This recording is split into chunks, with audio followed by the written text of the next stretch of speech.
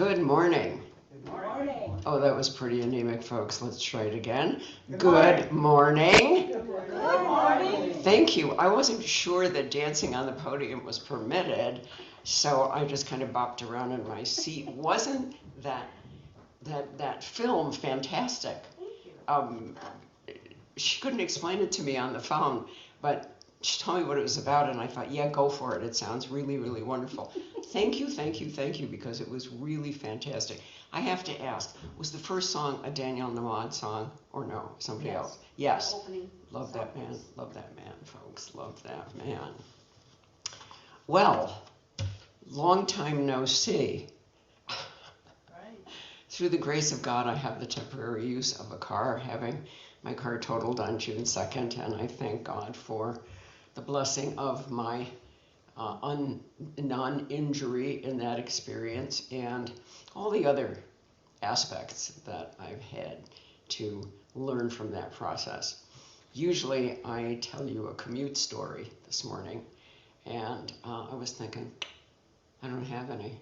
And then I got to telegraph, and I thought, no, I will never see the end of construction on Telegraph Road. And I thought, oh, Linda, come on. They got to get it done before the snow flies and before the election, if you take my meaning on that one. Anyway, friends, you're probably wondering, why did she pick this peculiar title, Practicing Collective Flourishing? And you know what it said to me was, because we're all in it together. We're all in it together. Collective flourishing, in other words, thriving together. And we have to practice it. What does that really mean? Well, it means, and what are we in together? We're in life together. You know, whether we are far away or not, it doesn't make any difference what side of the planet we're on. I could almost say it doesn't make a difference what planet we're on, because I think we're getting closer and closer to discovering that there's life someplace else too. So we are all in it together. It seems like we might live alone, especially those of us who do live alone. You know, I have often said to people, well, if I didn't talk to the cat, they say, do you talk to your cat? And I said, of course I talk to my cat. If I didn't talk to my cat, I wouldn't hear the sound of my own voice. For those of us who live alone, we really live alone. For those of us who sometimes live with others, also feel like we're living alone. There is a real paradox there, friends. Life together is a challenge. And that's why we need to, with purpose and intention, practice collective flourishing. I have some fridge magnets. I don't think, no, it's not going to work. The people on Zoom can see it, but the people in church can't see it, so I'm not going to do it. I'm just going to have to tell you what they say. I have four fridge magnets. They have lived on every refrigerator that I've had for at least the last 25 years. One of them now has to have a paper clip on it because it's separated from the magnet on the back. And here's what it says. And I got them at Unity Village. It was one of the students who was doing some kind of a program, and I don't know where she got them from, but you could get this set of fridge magnets, and I've had them forever. The first one says, abundance is my natural state. I'm not going to ask for a show of hands of those of us who think that that is an absolute truth, because you notice my own hands are still on the desk. We don't necessarily believe that abundance is our natural state. The second one is, where God guides, God provides. I do believe that one. Where God guides, God provides. If God says, you need to do X, Y, and Z, or you need to go there and do that, just the way that's, I love the words of that song, and I didn't know what, just go out and do it. On what possible premise could we possibly believe that abundance is our natural state and that where God guides, God provides? To me, it is Jesus' words when he says, it is the Father's good pleasure to give you the kingdom. It is the Father's good pleasure to give you the kingdom. The two words I like to focus on are good and pleasure. It didn't say it is the Father's will to give you little bits and pieces or stingy little portions. It says it is the Father's good pleasure. Like, can't you just see God up in heaven and imagine God however you want to imagine God? Whatever. Just going, yeah. I want to lay it on them big time. Whatever they want. Health, joy, abundance in every possible way. It is the Father's good pleasure to give you the kingdom. That, unfortunately, is the word that people got hung up on. This is several thousand years ago when people were living a desert existence. They were pretty much on the move all the time. They settled, if they settled. They were tiny little villages. People were living in basically mud huts. That's, with thatch on the roof, no electricity, no water, no nothing. And Jesus said, it is the Father's good pleasure to give you the kingdom. And what the people at that time wanted was a king who would do for them. If we had a king, he would rule. Notice I said he, would rule, and we would be fine, and we would conquer all those other people that are messing with us all the time and trying to steal our donkeys and what have you. And then we'd have a kingdom, which is the social structure of that day. It is unfortunate that we misinterpreted that so inappropriately, because the kingdom was not that kind of kingdom. It was not a political structure. It was not a political leader. What it was is an interior realm. It is the energy within us. Because what are the first two words? It is the Father's good pleasure. And what did Jesus say? He who has seen me has seen the Father. Well, he didn't mean a man wearing a robe and walking around. He meant the energy, the presence of the Christ within.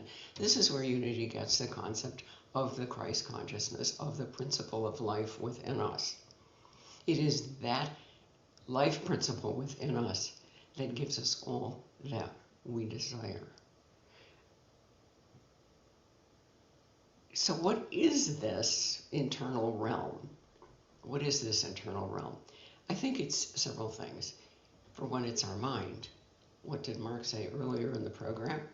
There is only one power, one presence in the universe, God the good, omnipotent. There is only one mind. And we are part of that mind.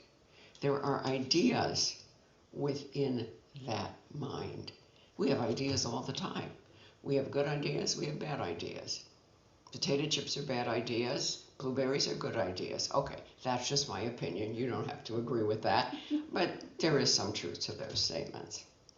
And God blesses us, and as the song said, we are expressors of that energy. We're expressors of God's love for us, God's wisdom within us. I know that some of you will recognize this little book, left over from the 40-Day Principle, a prosperity program. And I'd like to read to you again. This is from page 1. It goes over to page 2. The concept of all sufficiency, okay? All sufficiency was a building block of essentially all philosophical and religious systems in their original form until the 2nd century, when the war against self-knowledge and self-reliance began. The ancients taught that to understand oneself was to understand God. I'm going to repeat that. To understand one's self was to understand God, because where was God? inside, as Jesus said, he who has seen me has seen spirit within. And through the process of meditation, one could release divine energy from within. And here's what you could do with it. Transmute discord into harmony, ignorance into wisdom, fear into love, and lack into abundance. And what did the song say? Care for the weak, care for the poor, care for the lost. Use that energy within you. This abundance, which is our natural state, is to be used as an expression of God's love. And it said the learner was trained to conceive the highest and noblest ideas as the vision for manifestation. Thoughts held in mind, produce after their kind, and then to identify the symbols of the vision with the master spirit within, the source of all. And for those of us who have gone through the 40-day process more than once, and I know a couple people who do it every morning, and when it rolls over on the 40th day, they take 2 days off and start all over again. And it's extremely powerful, friends, extremely powerful. So I'm looking at this and I'm thinking, if we are to practice collective flourishing, meaning that all of us together are to flourish, are to live well, are to live in health, are to live in happiness, to live in peace, to live in harmony with one another, what powers of the 12 hours which Fillmore taught do we need? The first one that comes to me, of course, is faith. We have to be willing to believe that this is so. So right there, our friend, I just discovered I could turn on the light. I could turn on the light, but apparently the bulb has died, and that's why the light's not on. Okay, never mind. I'll operate here in the dark. It's okay. So faith. I have faith that I can see my notes enough to be able to talk to you. So the first thing is faith. We believe that God's presence is within us, that abundance, that God is source. If you go through the 10 steps in this book, every single one of them focuses on source as within, consciousness as the key, the power. Believing that abundance is my natural state. We're not here to live a pinch penny life, folks. We really are not. You know, and I was listening to that song. I was thinking, where have I been stingy in my life? Where have I been stingy in my life? And I would ask you to think to yourself, where have you been stingy in your life? And I thought of one. When you decide to sit down and put your feet up, do you feel guilty? I got a whole long to-do list. I got a mess in the kitchen. I got to clean the basement. The garage needs redone. You know, blah blah blah. And we can't give ourselves 5 minutes to sit down. When what did it say? It is in meditation. How often do we hear the words "be still" and know that I am God? Well, while you're running the vacuum cleaner, or sucking up the water out of the basement floor, that's not being still and knowing God. Our need is to be willing. Our need is to be willing to be still and know that we are God. So the first one is faith, and actually the second power is will. Now, Mr. Fillmore defined will, and Mr. Fillmore being the co-founder of Unity, he defined it as the power of agency. I will do this. I will make this happen. I will, however we want to complete that sentence, is make the effort. I will make the effort. Abundance is my natural state. Oh, I should save that half piece of chocolate until tomorrow.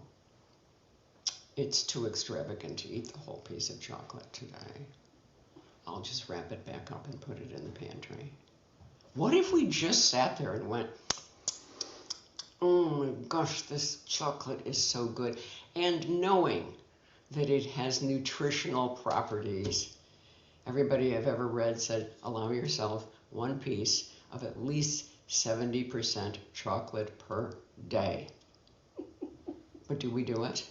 No, we don't eat the whole piece. We save the next piece. So I would ask you, where have you been stingy in your life? The next power is one of my favorites. I would call it imagination. Imagination. Shall I tell you about my squirrels again? Yeah, you know about my squirrels. Okay. You know that Audrey turned up pregnant. It was very obvious that she was going to have babies. And then she disappeared for at least 6-7 weeks. And when she came back, she didn't have the baby bump anymore. And I could tell when she stood up on her little hind legs that her little mammary glands were not functioning anymore. They were there, but they weren't functioning anymore. And this morning, I saw the tiniest little squirrel, the tiny, tiny, tiny little squirrel, scamper across the top of my deck. And I thought, that's got to be one of Audrey's kids. Kittens, they call them squirrels, have a litter of kittens. He or she was so cute, dead ringer for mama, same coloring, but tiny, tiny, tiny. And he had the cleverest approach. He knew where the water was, yet he had a completely different approach to it. He clung not to the top of the deck, he clung to the ring, the slats, put his little face in it. And I thought, how did she tell him how to do that? We know how we communicate with one another. We speak in words, we speak in gestures. Well, okay, we do know that squirrels go and that their tails communicate, but how do you explain? You got to hang on the deck and stick your face in the bird bath in order to get a drink of water. And I thought, God, in God's infinite wisdom, brings joy to us by showing us that it provides for every living being that it has created. And that includes squirrels. That also includes the spiders and all the stuff that we'd rather not have around the house. And I sat there and I looked at that little thing. And I thought, you have no idea how much joy you're bringing to me. And she must have told them how to get to the peanuts, because they're all gone from the deck. Somebody ate those peanuts, and I hope it was the baby kittens. I'll have to think of a name, but I don't know what gender it is, so maybe I'll just some generic kind of name like Honey Bunny or something like that. Imagination, friends, is one of the undiscussed, not discussed enough powers. We've often used, when teaching the children, we call it the scissors of the mind. And I like to call it pinking shears, because, you know, pinking shears cut it out. And it's pretty, and it's cute. And we teach the kids how to make designs with pinking shears when we have them in Sunday school and that sort of thing. Do we limit our imagination as to how God can enrich us? How God, abundance is my natural state. What does my natural state look like? Have we become so accustomed to pinching the pennies to say, well, I'll save half of this for tomorrow? How many of you have wrapped up half an orange and put it in the fridge? Yeah. Could we not eat the whole orange? What would happen?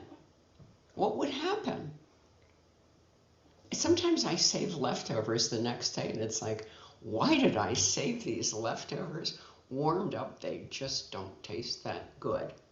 And they probably lost some of their nutritional value anyway.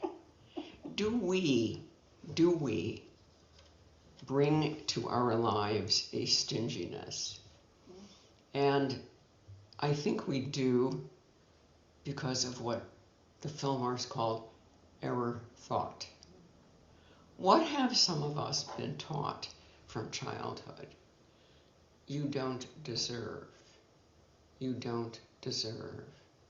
You aren't good enough. You haven't worked hard enough.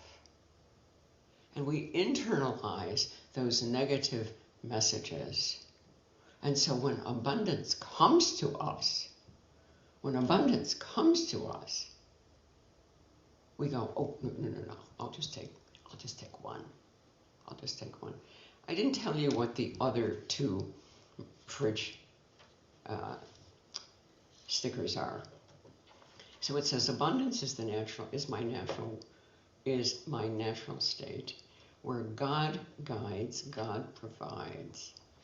Then the next one is the purpose of money is to express appreciation. The purpose of money is to express appreciation. And the first thing I thought of, boy, do I remember that when I was working as a waitress in a mountain resort hotel. You know, after I served that dinner, after I carried that tray around, after I, 3 courses, different dish for each and every one, when I saw that money, it was like, thank you, I'm glad you recognized my effort here. And there was an interesting situation. This was the kind of resort where some people would come for a really extended stay. They would come for 6 weeks. Wow. One couple I waited on came for the whole season, which was about, Memorial Day to just before Labor Day. Wow. And never put a penny on the table. On the other hand, my relationship with this couple was so enjoyable, so fulfilling, so satisfying that I thought, if they don't leave me a thing, I don't care. The enrichment that I got from sharing in their life experience, etc. Well, to my utter amazement, the amount that they left on the last day blew my mind. I mean, it was 3 figures, folks. It was 3 figures. So we need to be willing, in many ways, to let our imagination run wild and to be willing to accept. How many of us have gone somewhere with a bunch of friends and the person next, and we're standing in line to get a coffee or something or an ice cream cone, and somebody says, let me get this one for, oh, no, I'll get it myself.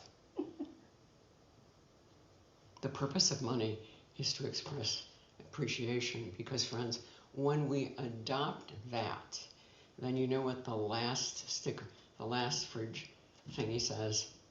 I was having fun and the money just came pouring in. I was having fun and the money just came pouring in. I would change the word money to abundance. I was having fun and the abundance just came pouring in. Somehow the waitress put 2 scoops of ice cream in the dish by accident instead of just 1 scoop. Or something else happened. Something else manifested that enriched my experience of whatever it was I was doing. And we have the opportunity to do that. We have the opportunity to do that for everyone in our lives, starting with ourselves. When we do an inventory, whose name do we put at the top of the list? Whom have I harmed? I've harmed myself. When we make a forgiveness list, whose name do we put at the top? I forgive myself. So when it comes to enriching, who do I enrich? I allow myself to experience God's abundance. Because when we do that, then we have an amazing opportunity. I have a friend who is Mexican born. And since I lived in South America and learned to speak some Spanish, occasionally we lapse into Spanish, just a few words here and there. And one day we were having this conversation about abundance and this kind of thing, and she said, oh yeah, we have a saying. She said, hoy para ti, mañana para mí. And I said, oh, today for you and tomorrow for me. She said, that's it exactly. Hoy para ti, today for you, the reverse, tomorrow for me. As you give, so shall you receive. Now, I've never done this in my life before, because we didn't have cell phones when I started out in ministry. That's how long ago I started out in ministry. But this morning, I received one of those daily things that you get, Some ministries send out a message every morning. This woman's name was Joyce Kramer. Many, many, many years ago, she started a unity ministry in Virginia Beach, Virginia. I had the opportunity to meet her when I was living in the Northern Virginia suburbs. She has since made her transition, but many of her devotees consistently mail out on email this, you get a message every morning, and this morning it was abundance, and I thought, well, thank you, God, I can use it in my service. And here's what it says. I give generously, faithfully, and regularly to God. I give of my time, talent, love, money, and energy, and I receive richly and gratefully. And then the commentary goes on like this. Would you like to have more of the good things in life than you presently have? If so, consider the infallible law of abundant supply that Jesus gave.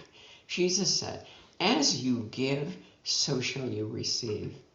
And give, and it shall be given unto you. Giving is our means of opening the door to great riches. Give generously.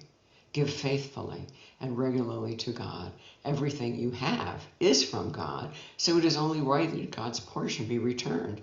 Give of your money, but not that alone. Give of your time, your talent, your love, your energies. Because friends, whose love are we giving? God's love, which in us is unlimited. Giving will open your heart and prepare you to receive. Giving is the fulfillment of the law. Give generously that you may receive richly. And then from Luke 6:38, give and it will be given to you. Good measure, pressed down, shaken together, and running over will be put into your bosom. For with the same measure that you use, it will be measured back to you. So I look at this and I go back to the title, Practice Collective Flourishing. Practice means practice. Do it every day, whether it's the piano, your tennis swing, or whatever. Collective, meaning together. Collective, we work together. Flourishing. Now, you know how I like to take words apart and play with them. So I was looking at the word flourishing and breaking it up, and I thought, oh, F-L-O-U-R, flour, you know, the stuff we make bread and pancakes and muffins with. And I thought, what can I do with that? If we think of ourselves as the flour, which is an inert white pile of stuff, grain, ground up. But if you add a liquid to it, and then you add an agent of yeast, which causes the liquid and the dry to activate, and it rises, it magnifies, it expands.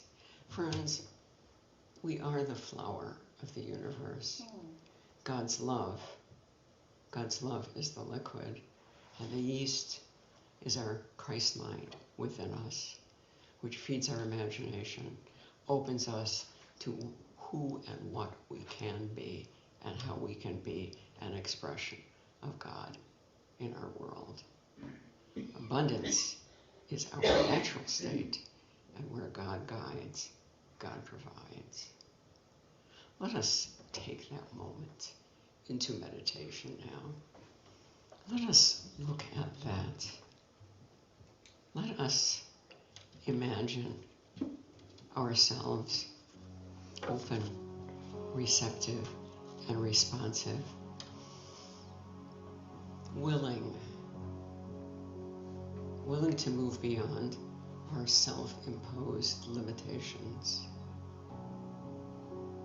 willing to dismiss and reject the ideas which have said, you're not enough, you're not sufficient, you're not competent enough, you're not clever enough, you're not fill in the blank with the erroneous word that limits who you are when you think of yourself.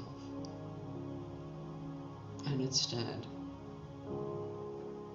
allow the words of Jesus, who said, "He who has seen me has seen the Father," by which he meant, if you have looked at another human being, you have seen the life energy that is God within them. That energy is all. That one that is all is perfect life, perfect love, and perfect substance. We know that we are one with that perfect life, perfect love, and perfect substance. Think of something in your life where you have been stingy with yourself. Yeah, see it. See yourself saying, no, I'm not going to do that. Or no, I'm not going to give myself that. And then say, isn't that silly? Of course I am. And smile. For I assure you, the God presence within you has said, "Oh, beloved child, you have understood what I have created you to be, the fullness of life, and to share it in every possible way. Give that you may receive, and receive with joy that you may give again and again." Now slowly and gently allow your awareness to return to this room as we sing and pray together the Lord's Prayer.